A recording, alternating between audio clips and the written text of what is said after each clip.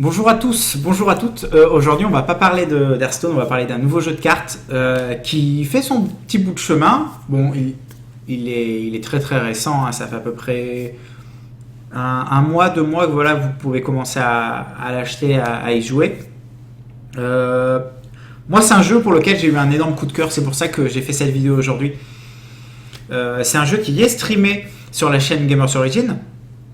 Donc c'est tous les soirs de 20h à minuit. Donc voilà, c'est un jeu qui a beaucoup de ressemblances avec un petit peu tous les jeux qu'on aime. Enfin, en tout cas, moi j'aime, j'espère que vous aimez aussi. Hearthstone, Magic, ça prend un petit peu des échecs. Colombe Catane aussi, un jeu de société. Les dames, enfin voilà, c'est un petit peu tous les jeux. Voilà, c'est un espèce de jeu de stratégie, un jeu de cartes de stratégie, mais avec beaucoup moins de variance que les jeux classiques comme le poker, Magic ou Hearthstone. Donc, ce qu'on va faire dans cette vidéo, ce que je vais faire dans cette vidéo, c'est un petit peu vous expliquer vous présenter le jeu, vous expliquer le jeu, voilà, pour ceux qui le connaissent pas ou pour ceux qui le connaissent et qui comprennent pas encore tout, parce que c'est vrai qu'il n'y a pas énormément de tutos sur internet sur ce jeu-là. Donc voilà, je vais un petit peu expliquer ce jeu en 3 plans. Tout d'abord le logiciel, enfin le site, comment utiliser le site, voilà la page d'accueil. Ensuite, on va parler un petit peu des classes, des couleurs du jeu, plutôt des couleurs, mais on pourrait, voilà, je dis classe par rapport à pour ceux qui viennent d'Hearthstone. Et ensuite, le jeu en lui-même, le gameplay, un petit peu comment ça marche, voilà, c'est un petit peu compliqué, enfin, c'est pas extrêmement compliqué, mais il y a beaucoup plus de nuances que les autres jeux de cartes. Donc voilà, il faut arriver à assimiler ça.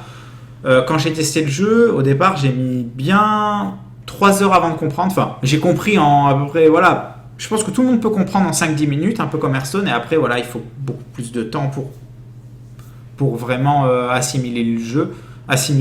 Très dur à dire ce mot. Et donc voilà, on va partir. Le jeu est magnifique en plus. Hein, voilà, ça s'appelle évidemment Faeria. D'ailleurs, est-ce que ça se dit Feria ou Feria? Voilà, si vous pouvez me dire un petit peu dans les commentaires de la vidéo. Moi, je dis Feria, mais Feria, c'est le truc du sud, là, à Nîmes, là, les férias de Nîmes, ou je sais pas, bref, ça n'a rien à voir. Donc voilà, quand on arrive sur le jeu, on a cette magnifique page, évidemment, The Fichou 1, évidemment, c'est le premier. Bon, The Fichou était déjà pris, d'ailleurs, pour le Fichou. Il y a forcément un mec qui s'appelle The Fichou qui a pris Moi, j'ai pris le jeu un petit peu tard, ça fait que 2-3 semaines que j'y joue, donc...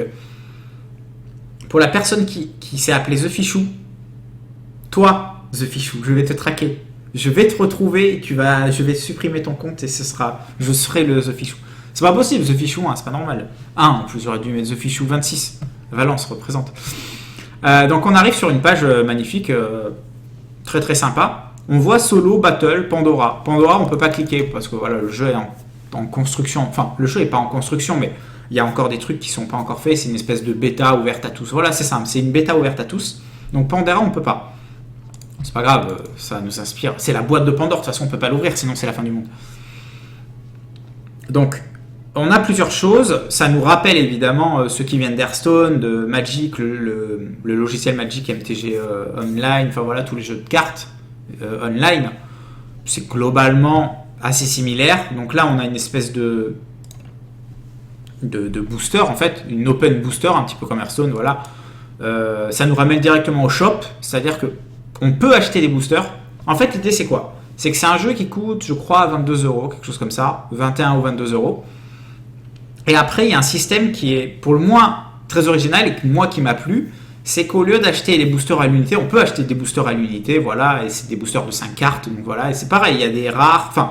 Là, on voit ici qu'il y a commune, rare, épique et légendaire. Vraiment comme Hearthstone pour le coup. 5 boosters, enfin 5 cartes dans le booster, le même format de rare et tout, de classification. Mais pour 50€, vous pouvez, on va voir dans le shop, on va cliquer dans le shop, tout simplement. Là c'est mis pour Chess Completed évidemment, parce que je l'ai fait full collection. Pour 50€, vous pouvez avoir la full collection. Donc c'est-à-dire que vous pouvez avoir toutes les cartes en 3 fois. Parce que oui, et là, c'est la folie, évidemment, parce que c'est des decks de 30 cartes, mais vous pouvez avoir 3 fois les mêmes cartes dans votre deck, contrairement à d'autres jeux où c'est que 2 fois ou 1 fois, je sais pas. Donc là, c'est 3 fois. Donc ça veut dire que ça ouvre, on va dire, un panel. C'est ça qui est intéressant. C'est un panel stratégique qui est, oh my god, qui est immense. Pourquoi? Vous pouvez jouer, en gros, les cartes dans votre deck en 0 fois, 1 fois, 2 fois ou 3 fois. Donc déjà, c'est juste exceptionnel. Ça permet voilà, de mettre des cartes en une fois, d'autres en deux, machin. Enfin, c'est le côté, on va dire, stat et proba prend une place beaucoup plus importante que dans les autres jeux. Ça permet, par définition, de diminuer la variance. J'ai pas encore de stats exactes, enfin de stats inventées, parce que j'invente toutes mes stats, évidemment, comme mes histoires. Mais je pense qu'il y a, en vrai, enfin, ou en faux, il y a à peu près 5% de variance dans ce jeu, entre 5 et 10% de variance, ce qui est très peu, ce qui est très peu, ça veut dire. Si on part du principe que Hearthstone, c'est peut-être 30-40%, le poker, c'est quelque chose dans cet ordre-là, peut-être 25-30%, et Magic un petit peu pareil, 25-30%, donc là on est sur du 5%, 5,5 peut-être pour les plus foufous d'entre vous. Donc là on arrive sur les...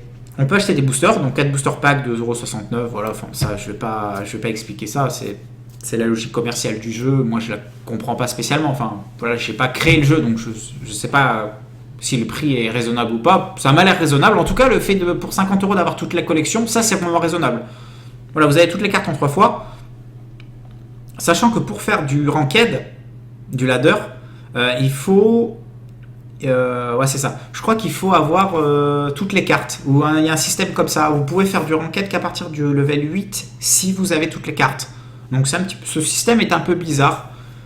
Mais voilà, le jeu est en bêta, il va s'améliorer petit à petit, il va évoluer. Et c'est ça qui est intéressant, c'est qu'il faut qu'il y ait le plus de joueurs possible pour qu'il y ait un retour comme ça, un retour important et que les gens disent ah moi j'aimerais améliorer ça, moi j'aimerais améliorer ça. Et finalement le mec... voilà, enfin la société, je crois qu'elle est belge, la société d'ailleurs, la société prend en compte ça, plus il y a de joueurs, plus c'est important pour eux, et ils vont dire, ah bon bah ok, la plupart des joueurs ont dit ça, donc on va améliorer ça, et c'est ce que fait Gamers Origin aussi, elle essaye de faire des retours autant que faire se peut chaque semaine sur l'évolution du jeu, et on voit que le jeu évolue vraiment j'allais dire à échelle grand V, est-ce que ça se dit à échelle grand V, ça n'a aucun sens, une échelle c'est pas en V, enfin.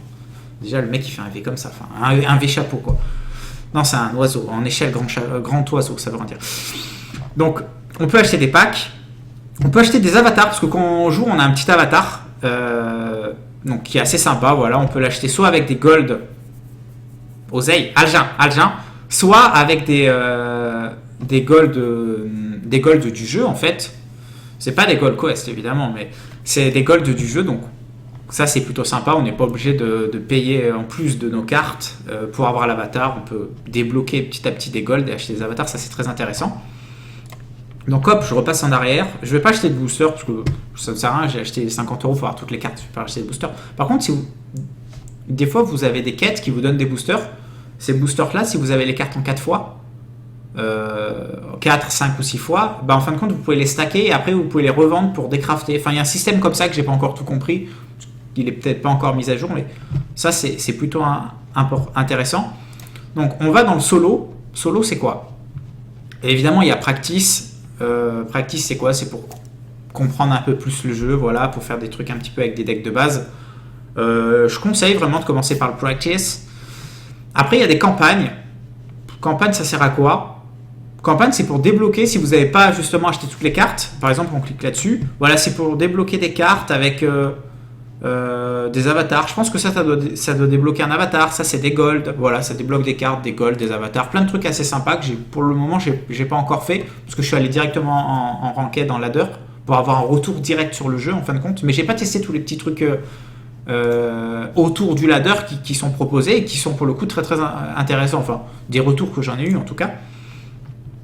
On a le côté deck builder, donc deck builder, on y retournera après. Voilà, on a... Bon, ça, pour le coup, c'est comme Hearthstone. Voilà, on a une page où on peut create a deck. On peut appeler le deck comme on veut. On a un petit sigle qui est... J'ai pas compris ce que c'était ça, d'ailleurs, si quelqu'un peut m'aider. Je pense que c'est le... Je sais pas. C'est un nombre comme ça qui est créé, un nombre dans l'univers qui est pris, qui est donné au deck. Je sais pas. C'est peut-être la courbe moyenne du deck. Oh, c'est ça. Oh, le génie. Je crois que c'est ça. C'est la courbe moyenne des cartes du deck. Enfin, la curve moyenne des cartes, la courbe, quoi. Donc ça, c'est pas mal. Et après, on a Battle, le truc le plus important. Donc, on peut aller en ranked ou en unranked, voilà. Donc ça, c'est plutôt cool. Pour le moment, je fais pratiquement que des ranked. Mais voilà, il y a aussi des joueurs en non-ranked, enfin, c'est un petit peu comme tous les jeux. Il y en a qui veulent pas forcément tryhard, entre guillemets, le jeu et qui veulent jouer juste pour le fun, mec. Donc voilà, voilà tu donnes un nom à ton deck, tu joues, c'est parti, c'est de l'amusement, c'est un jeu de cartes, tu délires, c'est la folie. Donc voilà, le logiciel est assez cool, assez facile à prendre en main, enfin le logiciel, le jeu. Donc vous avez aussi des quêtes, pour le coup, comme Hearthstone, ça rappelle plein de notions que vous connaissez déjà. Donc là, voilà, vous avez des quêtes pour gagner des golds du jeu. Bon, c'est faisable ou non faisable en fonction de votre temps de jeu, en fonction des classes que vous jouez. Là, on a évidemment le shop avec les golds qu'on a, voilà. Pour acheter je reviens là-dessus, pour acheter les boosters, vous pouvez pas les acheter avec des golds du jeu, vous pouvez les acheter qu'avec évidemment la carte la plus importante au monde, la carte bleue, évidemment. Mais par contre, vous pouvez acheter des... Oh là là, je peux acheter le petit rat. Il est magnifique ce rat. Qui s'enflamme et tout. Je vais acheter des rats, plein de rats, je vais mettre plein de rats partout et tout. Enfin voilà, bref, le petit Twitch là. Lui, il me plaît celui-là. Donc je vais peut-être acheter cet avatar un jour où je vais craquer tout mon PEL Gold Quest là. Et vous avez aussi votre profil, qui est assez stylé, parce que ça fait un petit peu comme si vous jouez à un MMO, machin. Vous avez votre profil avec... Avatar, machin, Pandora, le rang en battle, le rang Pandora. Pandora, c'est a priori, c'est une espèce de nouvelle ranked qui n'est pas encore mis à jour, mais j'ai hâte en tout cas de découvrir ça. Et sinon, il y a le ranked nos classiques. Là, on voit rang 1, enfin voilà. Pour le coup, c'est comme Hearthstone, c'est du rang 25 au rang 1 et ensuite il y a légende. Donc voilà. Là, évidemment, je suis resté à rang 1 parce que l'acquisition de ce rang légende qu'on appelle le rang Dieu, je crois, sur ce jeu. Magnifique, le rang Dieu, évidemment. C'est pour l'ego du joueur, c'est magnifique de dire je suis Dieu, I'm Colento. Enfin bref. Et je la ferai sur une prochaine vidéo, donc voilà, je vais essayer, enfin, à moins que je fisole, mais je vais essayer de passer Dieu. Je vais essayer de devenir Dieu sur une prochaine vidéo, c'est magnifique à dire. Donc voilà, vous avez votre avatar, votre orbe. Donc en fait, quand on joue, on a une orbe à la place de notre héros et ensuite on pose l'avatar dessus. Enfin, c'est assez stylé, il y a plein de petites. Comment dire, on peut un petit peu créer notre héros comme on veut. Donc, notre deck et notre héros. Donc voilà, c'est plein de petits trucs qui rajoutent au jeu, voilà, qui influent pas directement sur la partie, mais qui sont assez sympas. On va partir maintenant sur la deuxième partie qui est, on va dire, les classes, les couleurs. Donc voilà, pour le coup, là, on va plus aller dans une notion de Magic, c'est-à-dire c'est des couleurs, c'est pas des classes. Par exemple, on veut créer un deck, voilà. Et on voit, donc voilà, card, évidemment. Donc là, on a les différentes couleurs. Enfin, les 4 couleurs, évidemment, les 4 couleurs primaires. Les quadricolores, magnifique.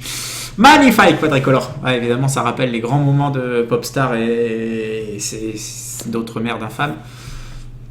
On a les cartes neutres. Donc les cartes neutres, par définition, ne demandent pas de mana coloré. Donc voilà, demandent du mana incolore, ou on peut payer du mana coloré, mais n'importe quel mana. Donc avec du mana, on va dire heal, je peux payer des cartes colorées. Donc voilà, on a une classification qui est assez intéressante, qui fait par coup, évidemment, sinon ce serait n'importe quoi. Alors, faudrait un jeu complètement fou comme ça, où ça commence par des spells à 5, après t'as des trucs à 7, après t'as des trucs à 2, enfin, le mec il devient fou, il comprend pas, il y a 3 joueurs dans le monde, le mec il dit « Tiens, c'est bizarre, mon jeu est intéressant. Non, ton jeu c'est nul. » Enfin bref, là pour le coup c'est bien zippé quoi. Ça veut rien dire zippé. Et donc voilà, on a évidemment... Là il y a toutes les cartes, hein, mais... donc j'ai pour le coup pas eu ce plaisir d'ouvrir les boosters en me disant oh celle-là c'est trop bien, je vais la mettre dans mon deck. Voilà, j'ai acheté comme ça YouTube monnaie évidemment et enfin 50 €, voilà, c'est pas grave, je mangerai pas ce mois-ci, hein. Enfin si, des pâtes et avec un peu de pas de beurre, évidemment ça coûte trop cher. Enfin bref, il y a donc dans les cartes on a trois choses en fait. On a les créatures. Donc créatures, c'est tout ce qui a une force et une attaque. Voilà, c'est comme tous les jeux de cartes. T'as un coup en haut à gauche, une force, une attaque, une capacité. Il y a plein de capacités. On va essayer de... Peut-être que je vais en oublier, mais voilà, il y a taunt. Taunt, c'est Hearthstone, c'est-à-dire que la créature est obligée d'attaquer le taunt. La créature en face est obligée d'attaquer le taunt. Donc ça, vous connaissez. Bon, toutes les capacités, normalement, vous les connaissez. Last Word, c'est quoi? C'est Herald d'Agonie. Quand elle meurt, elle a un effet. Voilà. Production, c'est au début du tour, ça fait une capacité. Pour le coup, ça, dans Hearthstone, il n'y en a pas. Enfin, si, mais pour le coup, c'est at the beginning of the turn. Voilà, enfin... Évidemment, je sais parler espagnol aussi. Non, je ne sais pas parler espagnol. Il y a quoi comme capacité? Il y a Gift. Gift, c'est cri de guerre en fait. C'est quand ça come into play, quand ça arrive en jeu, ça crée un effet, ça fait un effet. Donc voilà, c'est un cadeau comme ça donné. Voilà, cadeau d'amour évidemment. Il y a protection. Protection, c'est bouclier divin. C'est-à-dire que la créature a un bouclier autour d'elle. Et quand on la tape la première fois, bah, elle prend pas de dégâts et elle casse ce bouclier. Est-ce qu'il y a d'autres capacités que j'oublie? Il y en a plein. Il y a combat. Combat, c'est quand elle, par définition, quand elle combat une créature. Quand la créature combat, elle fait un effet. Voilà. Ça, voilà, ça c'est une capacité qui est un petit peu originale, très intéressant. Range, c'est-à-dire qu'elle peut attaquer à distance, voilà, enfin c'est logique hein, évidemment. Death Touch, voilà. Death Touch c'est quoi? C'est contact mortel, c'est-à-dire quand elle touche une créature, elle la tue, tout simplement. De toute manière, les capacités sont écrites, hein, voilà, vous cliquez sur la carte et c'est range, voilà, peut attaquer jusqu'à 5 espaces away in the straight line, can't move and attack in the same turn. Ouais, magnifique l'accent liverpoolien évidemment. Donc voilà, il y a pour le coup plein de cartes neutres, des spells, donc des créatures, pardon, des spells, genre des spells. Allez, je vais vous mettre ce spell là par exemple. Pour 9, il invoque 2, 4. Prairie Walk with Haste. Haste, c'est célérité, c'est une capacité de Magic. Il y a la capacité dans Hearthstone qui s'appelle Charge, mais pour le coup, Haste, c'est vraiment. Enfin. Littéralement en français c'est célérité, donc là ça rappelle des notions de Magic. Donc voilà, tu as des spells, voilà, légendaire c'est de cette couleur là, voilà. Là vous n'allez pas être déboussolé hein, pour le coup, le commune, rare, épique et légendaire c'est les mêmes couleurs.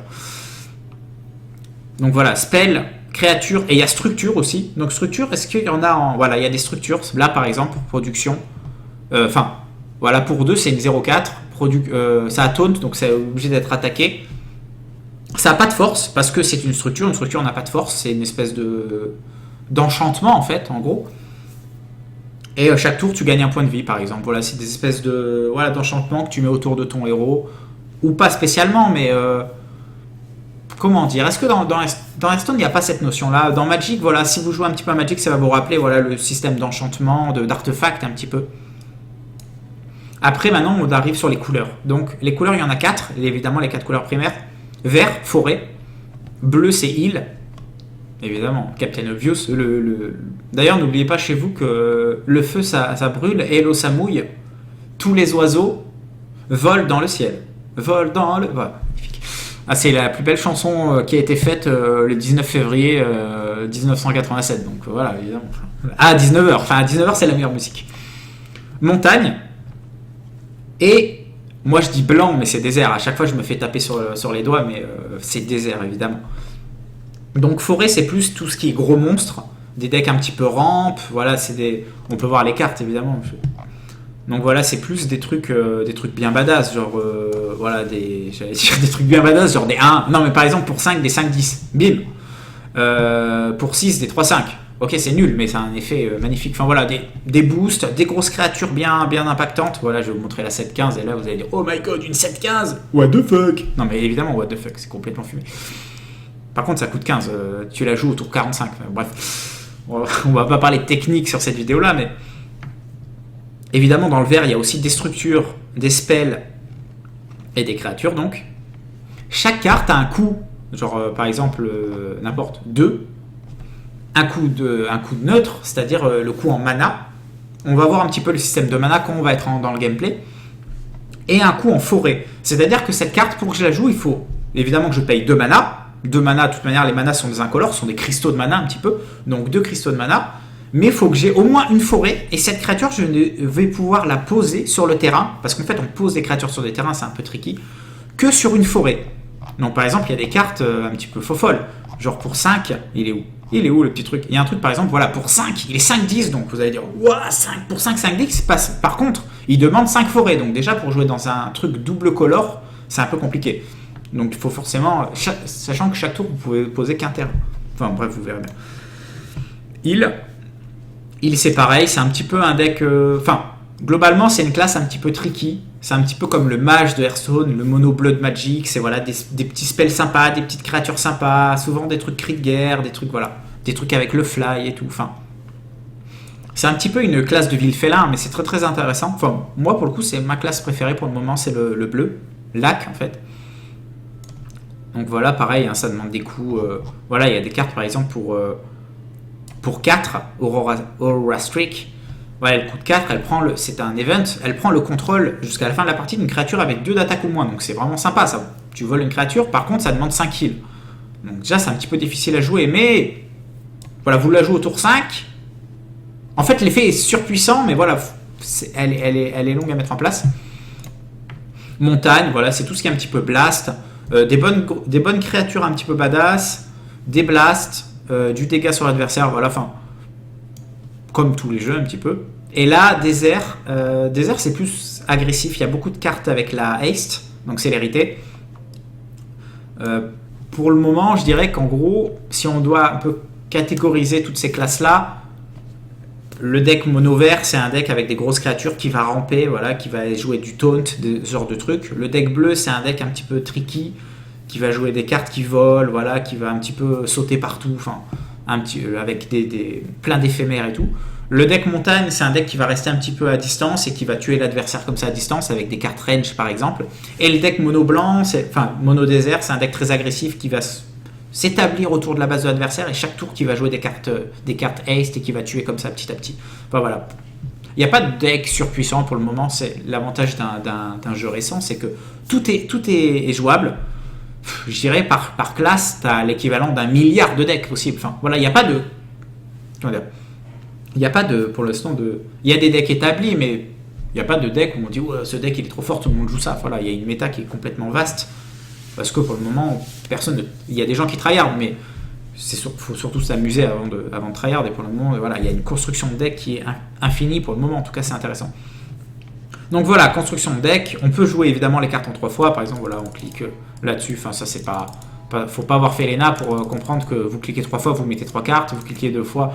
Et là, petit truc à savoir, si je clique une fois, bim, il n'y a qu'une carte. Voilà. Si je clique pas, il n'y a pas de carte évidemment.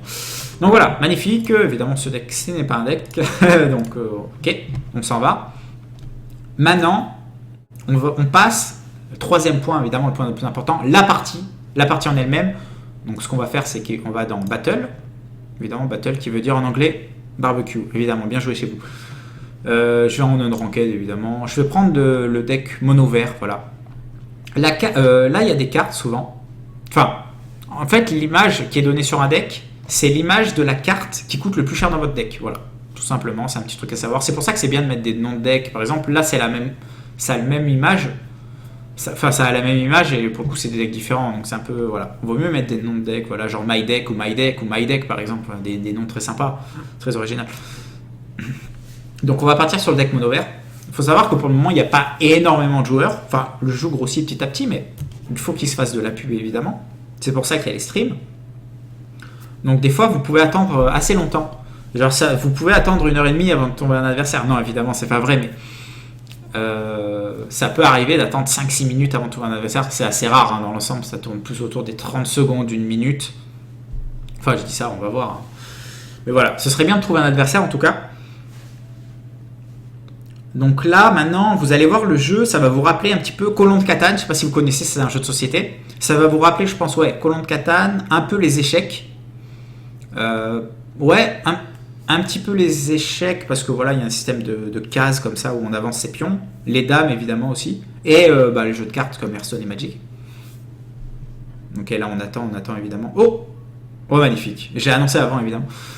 Donc là, ça c'est assez sympa aussi, ce truc-là, versus machin, c'est plutôt beau. Voilà, le plateau de jeu est magnifique. Je trouve, hein, en tout cas, que le plateau de jeu est vraiment magnifique.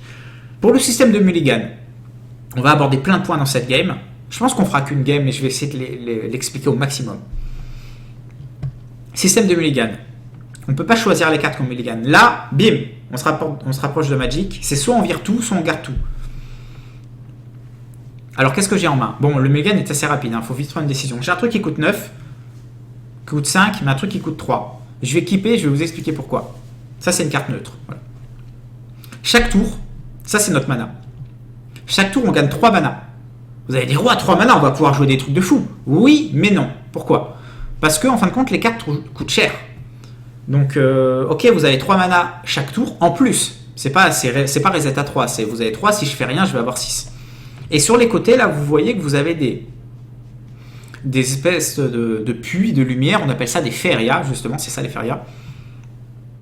Et ces férias-là, au début du tour, ou pendant le tour, quand il y a une créature à vous qui se rapproche d'un feria, enfin qui arrive dans les cases autour d'un feria, n'importe lequel, elle vole cette lumière, ce feria, et ça vous donne un mana supplémentaire. Donc ça veut dire que si par exemple au début du prochain tour, c'est impossible, mais j'ai une créature sur chaque feria, au tour, et ben je vais gagner 3 mana, mes 3 mana du tour, plus 4 mana, enfin plus 1 pour chaque feria. Donc ça c'est assez fumé. Donc là maintenant on a un panel de choix. C'est ça, c'est qu'on n'a pas, contrairement à Hearthstone, juste un pouvoir héroïque. C'est pas genre on joue notre carte ou on fait notre pouvoir héroïque. C'est on joue notre carte, mais pour cela on doit jouer un pouvoir héroïque qui est différent. Enfin, qui est diverse quoi. Donc on a soit on joue 2 terrains neutres. Là c'est ce qu'on va faire pour le coup. Voilà, je vais jouer 2 terrains neutres. Hop là. Bon. Au niveau de la corde, on est à, je pense que c'est à peu près 1 minute 20 comme Hearthstone, je pense. Donc là on veut jouer notre carte. Ok, j'expliquerai un petit peu au prochain tour, c'est un petit peu étrange. Donc là, je mets ma créature ici, elle est neutre, donc j'ai pas besoin justement de jouer de... Elle demande que 3 mana, donc j'ai utilisé mes 3 mana. Donc là, vous allez voir, je vais me rapprocher d'un feria. Donc, je reviens un petit peu au mana.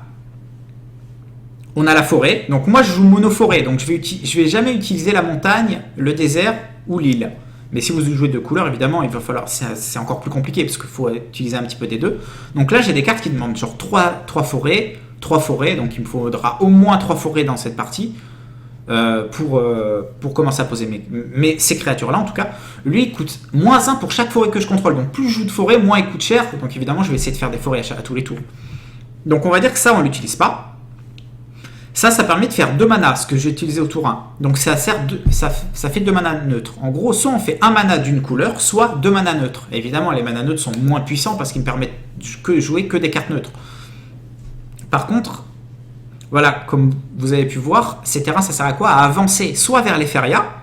Par exemple, en avançant vers les férias, vous récupérez du mana, donc vous pouvez jouer plus de créatures après. Soit avancer vers l'ennemi. Donc lui, c'est un deck très agressif, c'est un deck désert. C'est-à-dire qu'il va en ligne droite, en fait il va full face, c'est un peu le paladin secret du... Donc là je vais faire une forêt ici, voilà, lui coûte -1, avec lui je vais avancer sur la case à côté du feria, je récupère le feria, ça me donne un mana, évidemment lui il a une capacité, c'est quand il récupère un feria, il donne +1/+1 à une créature à 30 d'hommes. Donc là, créature aléatoire, j'ai que elle, donc ça lui donne +1/+1. Prochain tour, j'aurai pas à le déplacer, il est à côté du feria, il va récupérer le feria, donc un mana supplémentaire plus les 3 mana, et il va se donner un +1/+1. Donc voilà, il y a plein de capacités à prendre en compte. Lui, évidemment, son plan de jeu, c'est full face. Là, il va jouer une créature genre avec le vol ou quelque chose comme ça. Et ensuite, il va attaquer mon héros. Voilà, un 4/4 vol. Donc là, donc voilà, récupération du feria. Magnifique, n'est-ce pas? Et là, ce qu'on va faire maintenant, c'est que... Je vais continuer à expliquer un petit peu. Donc voilà, on a vu qu'on pouvait jouer des terrains d'une couleur ou double terrain neutre. Moi, avec mon deck vert, je vais plus essayer de récupérer les 2 férias de mon côté et ensuite, petit à petit, à bloquer un peu son passage pour lui mettre de la pression. Mais je suis pas un deck agressif, donc j'ai pas besoin d'aller face. Je veux juste un petit peu consolider mon board, prendre la main mise sur le board et ensuite avancer vers ses troupes. Donc lui, les férias, il s'en fout. Hein. Par contre, il a 3 mana par tour, donc à un moment, si j'arrive à le contrer, ça va être difficile. Donc voilà, j'ai parlé des terrains. Ensuite, on a un choix. On n'a qu'un gameplay à faire. Enfin, on n'a qu'un clic à faire, tout simplement. Je peux cliquer là-dessus, ça me donne un mana supplémentaire. Des fois, on est un peu ric-rac. Évidemment, ça, on le fait plutôt en mid-game, voire en late-game. Voilà, le mana un peu ric-rac. Ou sinon, on a la pioche. La pioche, c'est pareil, c'est en late-game. D'abord, on veut juste consolider un petit peu les terrains. Les terrains, c'est le nerf de la guerre dans ce jeu. Donc là, je vais jouer une forêt. Je vais certainement la jouer là.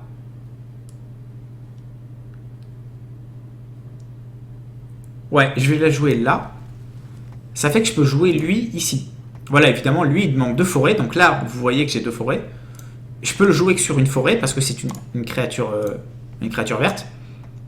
Donc voilà, je vais le jouer ici. Là, avec son Dune Drake, il ne peut pas attaquer mon héros. Le héros s'appelle des dieux, en fait, dans le jeu. Pourquoi? Parce qu'il y a une créature en face. Ok, elle n'a pas le taunt, mais... Voilà, il ne peut pas...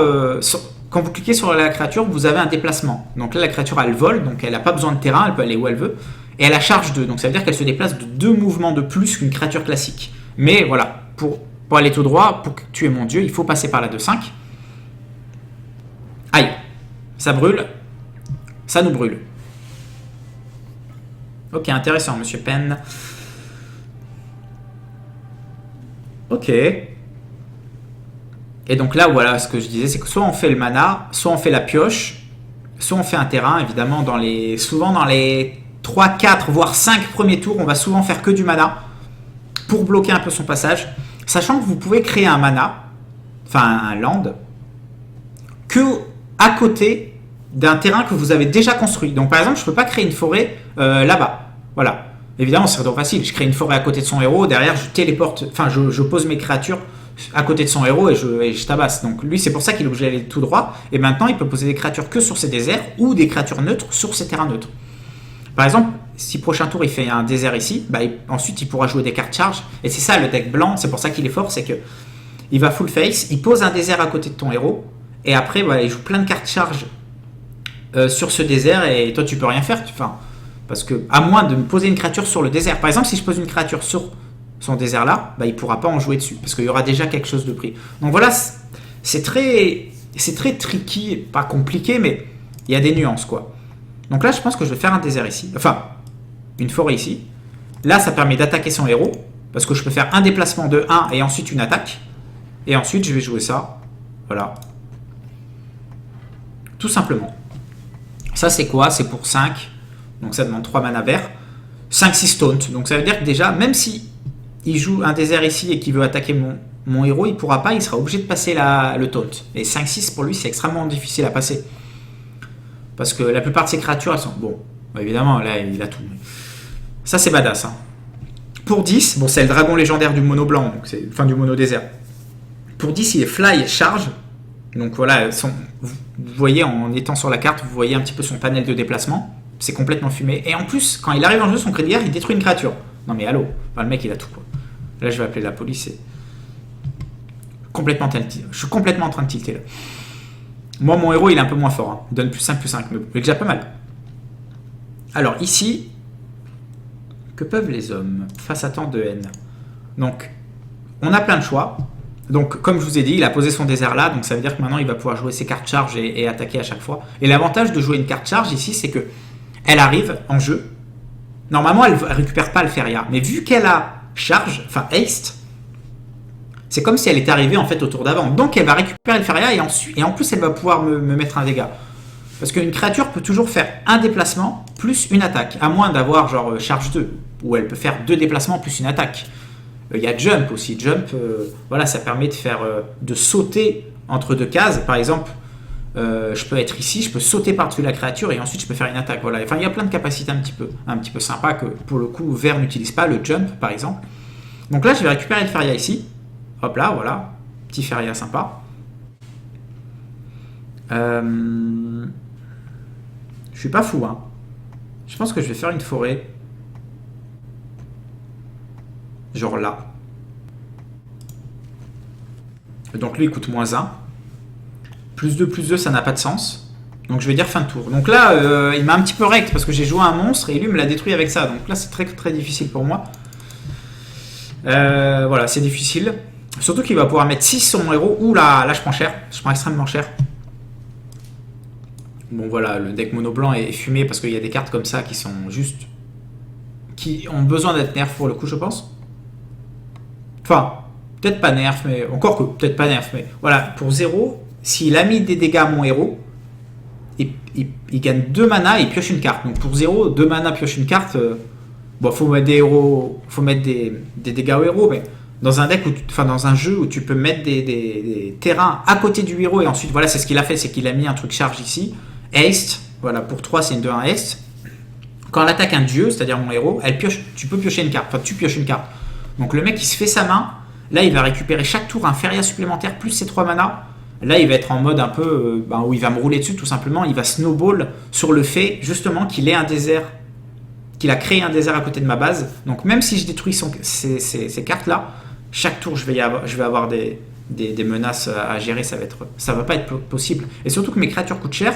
Moi, j'ai que mes 3 mana par tour, plus mon feria, donc ça me fait que 4 mana supplémentaires par tour. C'est difficile. Pour un deck un peu contrôle, c'est difficile. Souvent, il faut... Voilà, le feria, Pour moi, voilà, le Feria, c'est le nerf de la guerre. C'est-à-dire que c'est bien de récupérer rapidement les 2 Feria du côté Est et du côté Ouest, et essayer de mettre des créatures, quand ils jouent aggro en tout cas, autant que faire se peut, mettre des créatures sur ces terrains, pour pas qu'ils ne puissent jouer des créatures. Donc là, je pense que je vais jouer les Yak. Donc les Yak, c'est quoi? C'est pour 9, je mets 3 Yak de 4 Haste, donc célérité. Donc ça peut me faire des trades franchement pas dégueu pour le coup. Franchement pas dégueu. Parce que là je peux faire genre, je gagne un mana. Ça évidemment je vais le trade. Donc voilà, je fais déplacement. Vous pouvez soit aller directement à la carte, soit faire un déplacement d'abord, ça change rien. Donc voilà, je l'attaque, magnifique. C'est assez bien fait, c'est plutôt bien fait. Et là, je vais jouer un éphémère. Donc l'éphémère, je choisis soit donner plus de à une créature, soit gagner 5 points de vie. C'est très polyvalent, c'est pour ça que j'aime bien cette carte. Là, je vais donner plus de à ma créature. Je vais la déplacer ici. Et ensuite, je vais taper là. Donc, ce qui est intéressant de l'avoir déplacé d'abord, c'est que là, s'il joue des cartes désert, il ne va pas pouvoir passer. Enfin, à moins de passer par le côté droit. Mais voilà, il y a une 4-5 qui bloque un peu. Le gros problème ici, c'est que par exemple, là, il a sa 2-1, il va repiocher. Donc, il va pouvoir déplacer sa 2-1 ici. Taper là. Et ensuite, créer une carte charge et taper de ce coin-là. Bon, il ne l'a pas fait, mais c'est une petite erreur. Mais... ah, il détruit une créature. Le mec, il est en mode... il agresse et il pioche, quoi. Enfin, le deck de génie. Excellent, excellent. Donc là, c'est des situations où on est un petit peu en manadès parce que toutes nos petites cartes d'early game qui sont censées récupérer la Feria, bah, elles sont mortes, ou en tout cas, on les a pas eues. Et donc maintenant, on n'a que des monstres. Donc on est presque obligé, maintenant, chaque tour, bah, de gagner un mana pour essayer de gérer un peu. Mais en tout cas, de ne pas faire des tours à vide. Donc là, prochain tour, je pense que je vais essayer de récupérer un mana. Ouais, donc là, les cartes fumées du jeu. C'est pour 4, un 8-8. Bon, en fait, c'est pour, à la base, c'est pour je ne sais plus combien. Voilà, à la base, c'est pour 10, un 8-8. Donc vous allez me dire, ouais, moyen. Mais il y en a un dans chaque couleur. Il coûte -1. Là, pour le coup, le désert, il coûte -1 pour chaque événement. Le bleu, il coûte -1 pour chaque carte que tu as piochée. Le rouge, c'est pour chaque créature que tu as détruite. Et le vert, voilà, le vert, c'est peut-être le moins bien. C'est pour chaque forêt que tu as. C'est un petit peu plus faible. Donc là, je peux rien jouer. Donc je pense que je vais même piocher. Parce que c'est vraiment horrible. Oh, magnifique, magnifiquement nul. Donc là, évidemment, j'ai perdu parce que je ne peux rien jouer.